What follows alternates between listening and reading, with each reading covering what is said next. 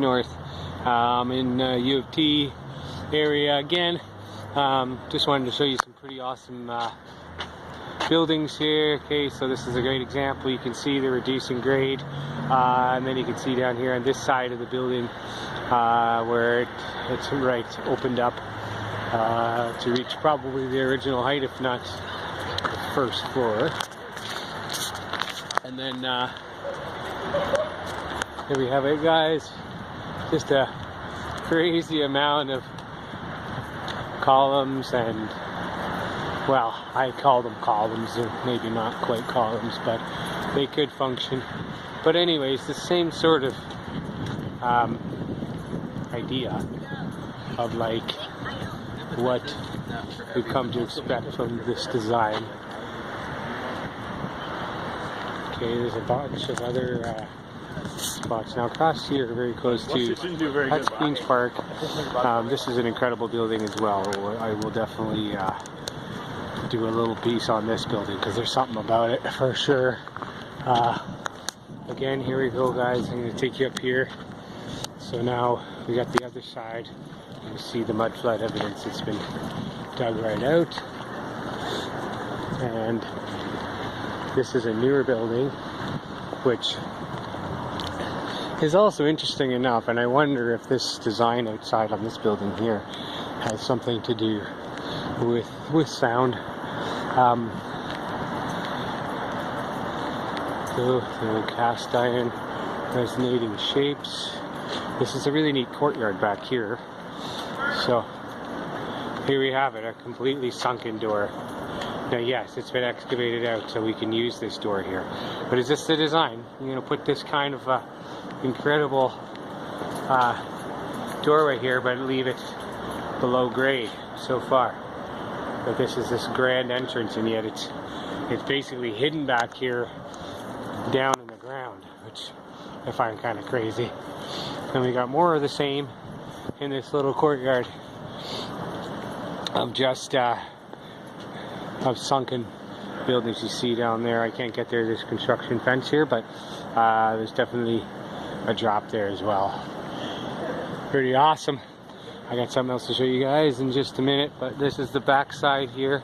As you can see, another crazy pronounced doorway here, completely lower than the doorways out front. You can see you got to take a bunch of steps down. Yet another, all of UT is completely mud flood. Okay, I'm gonna go show you something else. I gotta put my hands back on my gloves though. This is Canada in March. See you in a minute. This is called the McMurrick building. Check the date on it. This has been one of the more impressive evidence of mud flood buildings that I've noticed at U of T here. So you see we got an entrance here, and as I walk up, I'm going to peer over this little railing, and you can see that there's, well, we got a bunch of construction over here, but here's an entrance, right, and then bang, now we have the next floor down here. Now is this just a giant entranceway? That would have been doors that go all the way down to that level, and now this has just been built up and excavated out. I just find this really interesting. You can see everything kind of goes up to street level over here, which is up about 10 feet or so, I would say. But again, crazy building, guys. We've got our columns. We've got interesting, almost like star shape around these empty spaces here. Like, are they supposed to be windows? Did they get blocked up? I don't know. It says there 1921, I believe. These blocks just look so much more aged to me than that. I'm not an expert on aged stone, but I'm surprised. If anybody wants a little mud flood tour, come downtown Toronto and check this place out. It's got incredible buildings. Again, this is exciting for me, guys. I'm noticing on Queen's Park. Here we go. I'm going to zoom in a bit closer to the rows here. Okay, those are columns going into the center and creating some type of energy wheel. I see it all the time now, columns supporting the spokes on these wheels. So yeah, here's a bit of a better look. You can see now it's almost like they excavated all down here because everything else has been just flooded through. You can almost imagine, see how this grade here just kind of keeps descending down. It's all, you know, it's always towards the lake. But up here, so we have Queen's Park here, and then it's kind of up, everything's built up to it.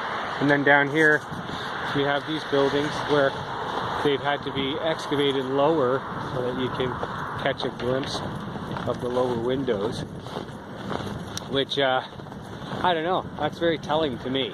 The fact that I'm sort of standing up here, and you can even see further over there, they've got like stairs coming down here, because they've had to excavate it all out.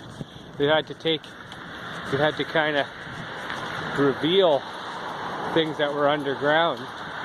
And because of that, you've got this big valley that dips down so that these buildings can be accessed from their original doors that they were designed to be used. So they have all this sort of sloping roadway that goes down to allow you to get into these buildings at their original depth. Okay, Archive of Canada. This is doing a little bit of Queen's Park here, although I was thinking this would be a U of T segment, but I'll just take you across Queen's Park here. Just take a look, guys. We got lots of columns, got lots of faces inside the moldings here. We're seeing all kinds of symbolism and imagery. And okay, we have our stupas top here. We've got what looks to be an owl of some kind, it looks like to me.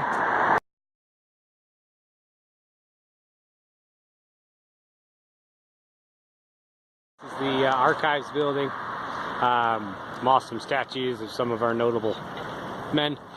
But again, so this is the front, is it? Yeah. And what's that? What is that? Is that how it was designed? It's this valley here. Now they've got a new building here, which they've had to adhere to the design of this valley that they've had to create to dig out these buildings. Again, because if these buildings were up to grade, look what we would have at the bottom here. Can you see that? Yeah. Incredibly big windows from the ground up. And we are not seeing those buried because they dug it out. But should we be at what street level for us here in Toronto, the city level? I'm pretty much standing, I mean, it's a little bit raised here on Avenue Road, but I'm pretty much standing at what is considered the street level. And again, there's Queen's Park with its sunken doorways and sunken windows. And then on this side, you can clearly see they've had to dig all this out, and then they've even put their newer building, or maybe it's just new windows, I don't know, to coincide with this kind of build idea. I'll go across to Queen's Park. This is almost too much to look at. Okay, now seriously, guys, why do we gotta put all these extra columns together? Why is that an important thing? Look, we've even got columns here, like on the smokestack. We got like a quadruple column line up there. Look at that. Anyone ever have a remote control car? You ever put a battery pack in it? Look at that. It's like I don't understand. I mean, I get it. Design, but why is the same thing over and over again? These faux columns that aren't really support columns, but they have to be round and they have to be grouped. So what's that all about? Why is that the look? Anyways, back to the other side, to the west side here. Yeah, guys, U of T. I know I've gotten lots of footage of it. Just take it all in. It's something else. It's you can see here this whole dig out here. Look how the hills roll around the buildings. Look how it definitely, from this vantage point, looks as though it's just got these rolling mounds, and you can just imagine where they had to carve it out. I mean, this street level, this bridge is, you know, going right over, but it's not that high off of, you'll see, not that high off of, say, where the park is across here, which is the normal street level.